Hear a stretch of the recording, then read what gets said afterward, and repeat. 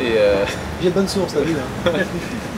Sinon, ouais, pour la Coupe du Monde, j'avais fait un projet pour la FIFA en fait, pour la Coupe du Monde de football. Donc on a exposé, c'était l'expo collective à Durban, à Johannesburg et à Cape Town. Voilà, et là je m'apprête à partir fin de l'année pour Miami pour une exposition. D'accord. Voilà. Là-bas, tu as ce qu'on appelle des mécènes, ou tu as des gens qui s'occupent de toi, comment ça se passe? Non, c'est toujours des rencontres comme avec Désiré, là, en l'occurrence, sur des événements où on décide de faire des événements ensemble. Voilà. Alors, je crois que tu as aussi certaines toiles qui sont musicales, est-ce que je me trompe? Musicales, où on peut écouter de la musique. Oui. Oui. C'est bien ça? Oui. Est-ce que tu peux nous expliquer un peu le concept, le principe? En fait, c'est une toile de Ben Oncle en fait, que j'ai faite où j'avais mis au milieu son visage et sur les côtés en fait comme des papes. En fait, dessus c'est fait avec des CD, des vinyles, et les CD en fait on peut les décrocher et les mettre en écoute en dessous de la toile. Il y a un casque suspendu sur lequel on peut écouter l'album. Ouais, donc vraiment, on peut dire qu'on pourrait dire que tes expositions sont vraiment multimédia, quoi, multi-art. Parce que c'est ce qu'aime bien Désiré d'ailleurs. C'est le côté multi-art. En fait, c'est des déclinaisons au fur et à mesure des toiles. C'est vrai que le concept déjà du CD sur la toile, je l'avais déjà fait à plusieurs reprises. Ouais. Après, j'avais incorporé carrément ce qu'on appelle le clip du CD là. C'est-à-dire qu'il y avait le CD sur la toile et en plus on pouvait l'enlever pour le mettre dans sa chaîne. Donc ça, c'est quelque chose que j'avais déjà fait. Ouais. Et à force de faire ça, c'est vrai que ça m'a donné l'idée, pourquoi pas de pouvoir mettre le CD à côté de la toile et directement le casque de la toile. Alors notre cher Désiré, est-ce qu'on sait pas, à moins que tu aies quelque chose à rajouter, qu'est-ce qui t'a tout particulièrement plu chez Yann quand vous êtes rencontrés? En fait, qu'est-ce qui t'a frappé tout de suite?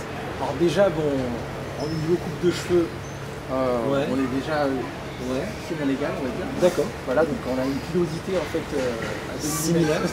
Voilà. Au-delà de ça, en fait, ce qui m'a beaucoup en fait touché dans son travail, c'est alors déjà bon, il peint avec un. Oui, c'est vrai, avec quoi tu peins? Il y a un pinceau très fin, 3 mm. Ouais, c'est un pinceau qui fait 3 mm. 3 mm, donc déjà ce détail donc, au niveau précision. Le fait justement qu'il va concevoir une toile, il faut quasiment donc, un mois à raison de plus de 8 heures par jour pour pouvoir en fait véritablement finir les choses. Donc ce côté vraiment précis. Il y a un travail d'orfèvre quand même chez toi aussi. Exactement, et en plus il faut dire aussi qu'on est un peu de la même génération entre guillemets musicale, enfin génération tout court, génération musicale, et en plus on a vraiment des acquaintances effectivement sur tout ce qui va toucher en fait, la musique afro-américaine, R&B, ainsi de suite, quoi. Donc effectivement, comme moi déjà je vois juste son travail, c'est juste en fait, j'ai l'impression donc de me voir moi. Déjà d'une. Après, deuxièmement, effectivement, c'est un personnage quand même. C'est que Yann en fait il met vraiment en scène ses toiles. Et moi justement qui suis issu un petit peu donc, du milieu du cinéma, étant tout petit, du doublage de voix, j'ai intégré ce milieu-là. Plus la musique et ainsi de suite. Donc finalement, je me retrouve complètement. Ça s'imbrique un peu, tout s'imbrique ensemble. Et donc du coup, moi qui n'aime pas justement que l'art en fait soit que dans un seul cas du va, ce concept justement du mix art, faire en sorte que les arts se croisent, lui il va te faire de la photo. C'est-à-dire qu'on va avoir son tableau, mais mise en scène pour la photo. En fait, finalement, il n'y a pas que le simple tableau qui est mis en valeur. En fait, c'est une situation, c'est une action, c'est un ensemble.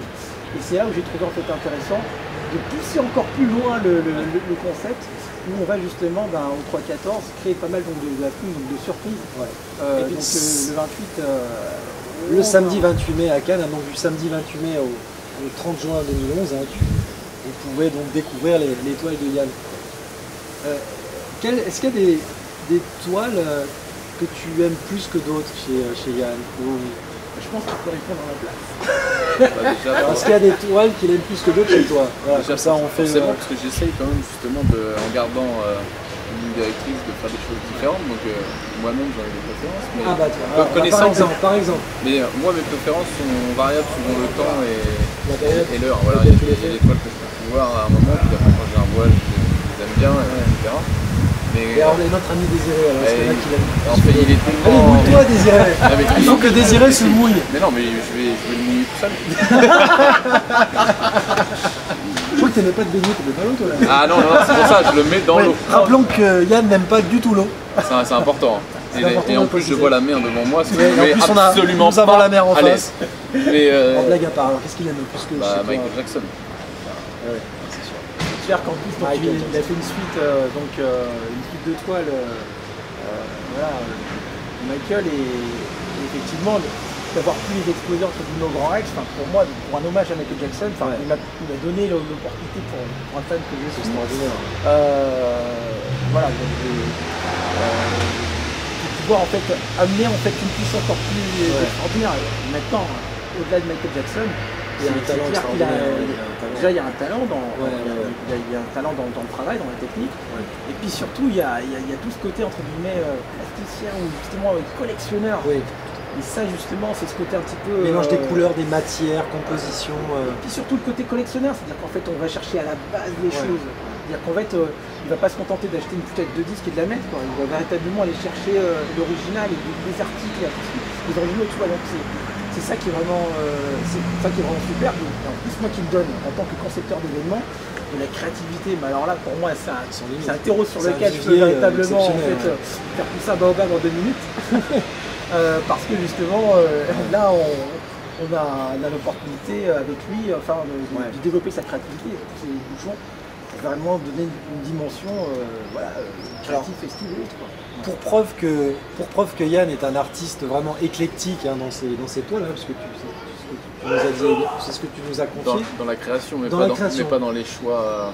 C'est assez sectaire. Oui, dans la création. Pour preuve, j'en veux pour preuve que tu as même exposé à l'Olympia. C'est assez incroyable. Qu'est-ce que ça fait d'avoir exposé à l'Olympia, qui est quand même assez mythique pour tout artiste, je pense, qui se respecte, que ce soit chanteur, acteur.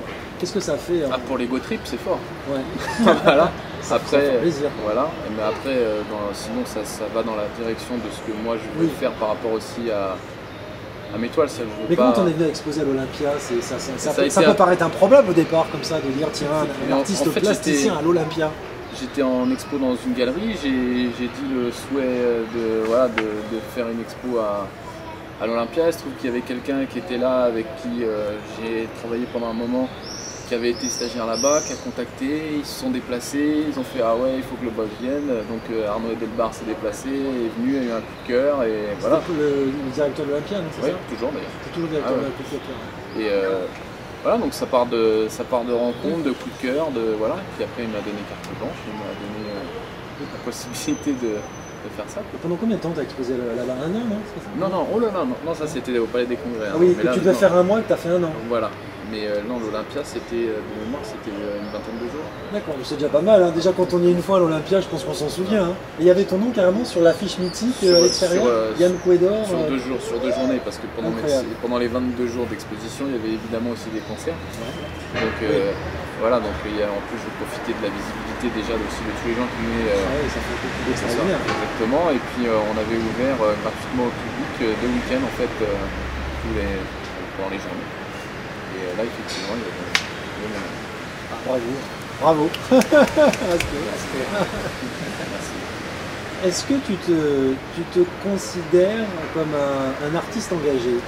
Ah non. Ça coupe court à ta question. Non, justement, mais puis j'aime bien assister en disant non, je fais ça juste. C'est pour ça que je te pose la question, par passion, pour démystifier le côté artiste, alors forcément engagé, justement, machin. non, mais alors justement. Ça tue, pareil le truc, mais je ne vais pas dire oui pour le fun. Non, tu es là pour parler. Non, il n'y a pas de. C'est juste un gars qui est passionné par cette culture et par tous ces artistes qui me font.